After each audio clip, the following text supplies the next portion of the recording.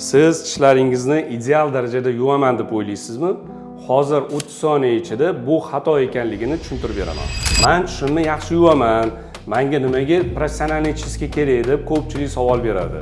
Siz tish yuvayotganingizda har doim yumshoq nalyotlarni tozalay olasiz. Lekin tish toshlari bu xuddi sementga o'xshaydi. Milk ostida sekin-astalik bilan yig'ilib borib, har doim qotib boradi. Bu bo'lsa oddiy yuvishda ketmaydi.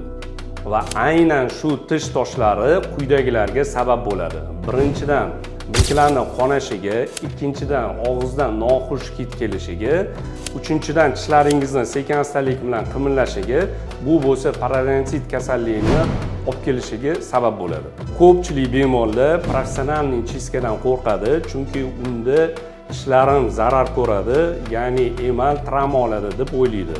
Bu bo'lsa eng katta mif hisoblanadi. Professional tozalashda tishlar travma olmaydi, emal qirilmaydi va yupqalashmaydi. Maxsus apparat ultrazvuk yordamida tozalanayotganda tishga vibratsiya beriladi.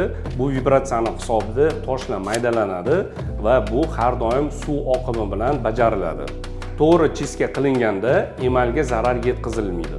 Eng muhim savol, qachon tozalatishga borishim kerak degan savol. Bir yilda 2 marta, ya'ni har 6 oyda 1 marta tozalatishga kelishingiz shart bo'ladi. Agarda sizga ham shunaqangi professional chiska xizmatlari kerak bo'ladigan bo'lsa, bemalol bizani Smile Design jamoamizga murojaat qilishingiz mumkin bo'ladi.